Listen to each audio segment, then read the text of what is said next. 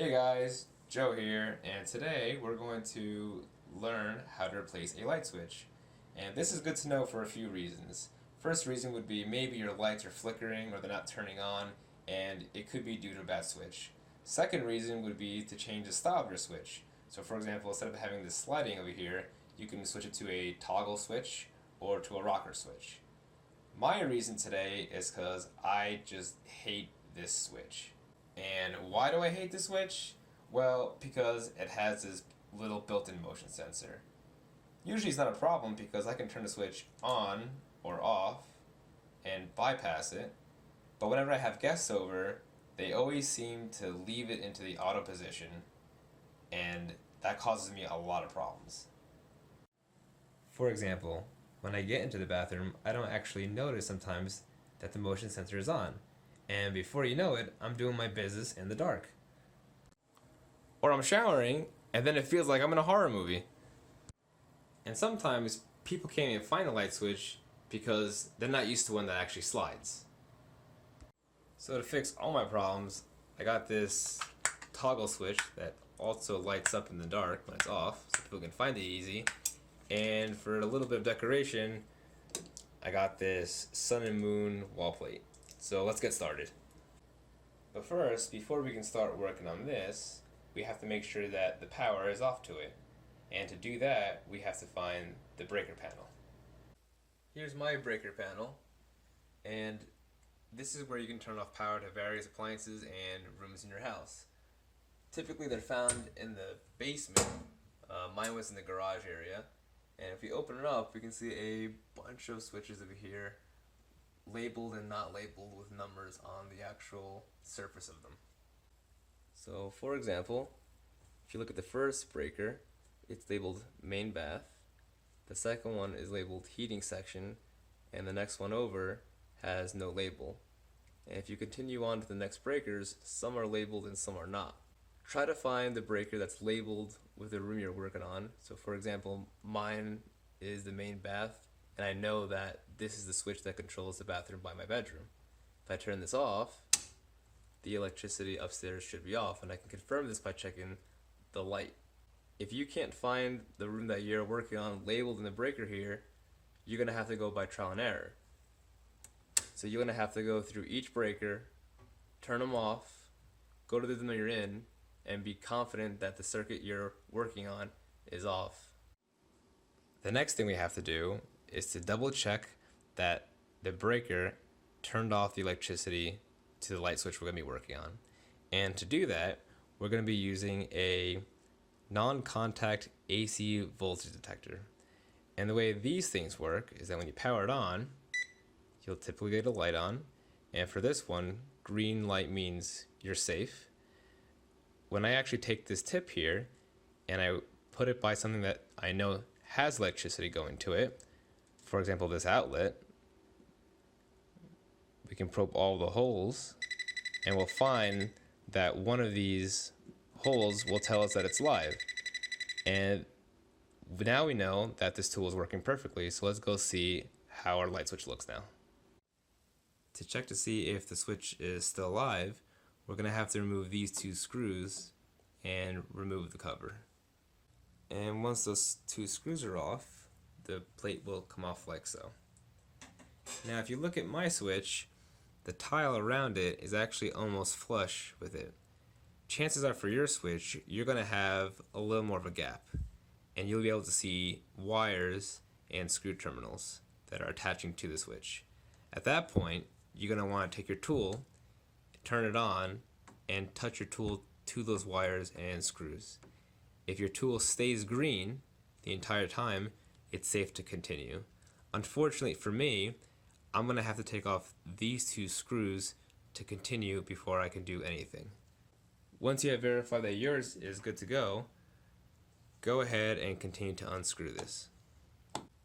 And gently pull out the switch. For some switches, the wire might actually be stiffer. Since I have this fancy motion detector switch I'm taking out, they have flexible wires here and they're insulated with no screw terminals on the side. And before I go on, I'm going to take my tool and just touch each wire and kind of just push around in there to make sure nothing is live. And it looks like I'm still safe to continue. For my light switch, I have these 3 wire nuts. They're used to hold the switch connections to the connection inside your house for the wiring. Chances are your switch is going to look something like this. They're going to have these screw terminals on the side. Just unscrew these off of your switch and remove the wire. For mine, I'm going to have to take these and actually unscrew them to remove my wire.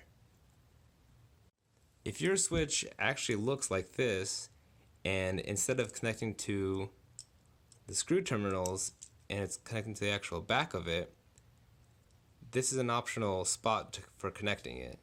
So what you're going to want to do is you'll find a little slit in here where you'll push in a flathead screwdriver and you'll pull out the wire from the back. People who have this installation will understand what I'm talking about. And here we have the switch removed, left with these 3 wires. These 2 wires were connected to the switch, and this one is also connected to the switch, but on the actual outer casing of it. That's called the ground wire. It's either bare or has green insulation. And the way the switch works is that when it's in one position, the wires are disconnected, and when you flick the switch on, it actually connects these 2 wires together, completing the circuit and turn the light on. Now we're going to connect the new switch. And before we do that, we're going to take these wire ends. Yours may already be curled, but I'm going to curl them. So I'm going to just put a little bit of a curl to it, like so. And after you have them both curled up, the reason why we did this is because so when we actually put our wires to the terminal and we start tightening the screw underneath counterclockwise, as it's tightening, this loop will get tighter and tighter and making a better connection. So if we just take this, we put them over here, and get my Phillips head here, as I'm tightening this screw down, this connection is getting tighter and tighter. And here I am just putting the last finishing touches to the screw, and the loop actually got tighter inside there, and it's pretty snug. I can pull on this and it won't go anywhere, and that's what you want.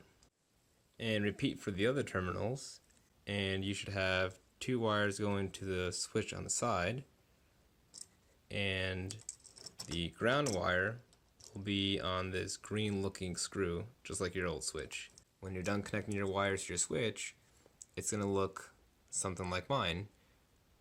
The 2 wires, either both black or one black and one white, will connect to the side terminals, and your ground conductor will connect to this green looking screw on the bottom or the top of your switch.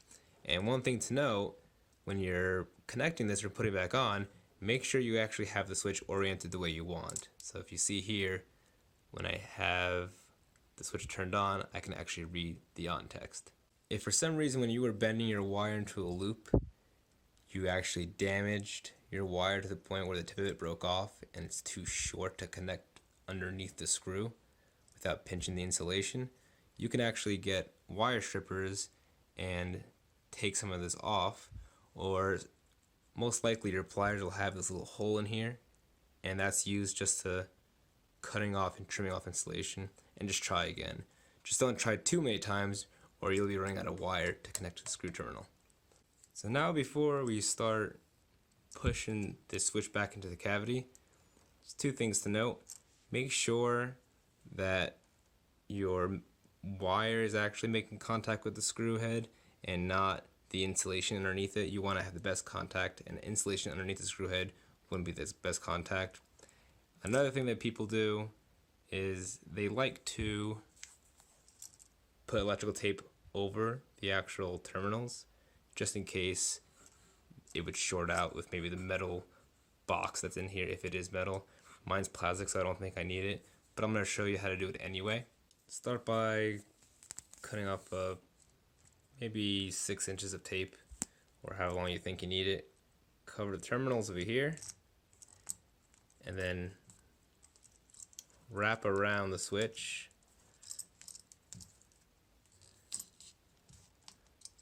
Maybe once or twice, just so it stays there. And all this is really doing is just protecting those screw terminals. It doesn't have to go over the ground wire at all.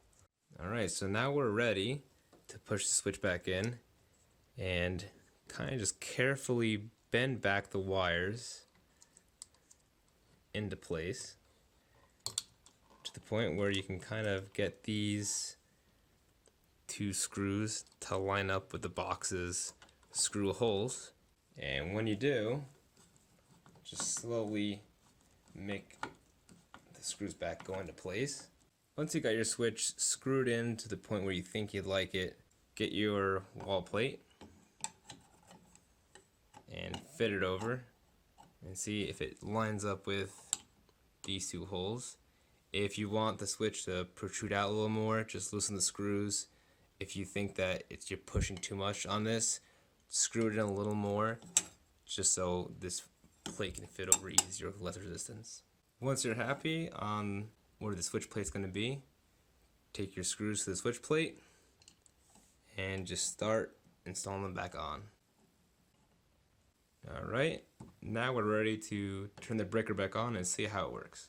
And it looks like it's working because the light that's supposed to go on when the actual bathroom light is off is illuminated. If you can't see, I can close the door to show you. There it is. And it turns the light on too. Perfect. One thing to note, that if you do want a switch like mine, where it actually illuminates when the light is off, it won't work with fluorescent lights because it'll actually cause them to flicker. And if you happen to make it this far and you did replace your light switch, congratulations, you actually just saved yourself about $100 had you had to pay someone else to do it. If you have any questions, leave them in the comments below. If you liked the video and it did help you out, consider subscribing to my channel, thumbs up, and enjoy your new light switch.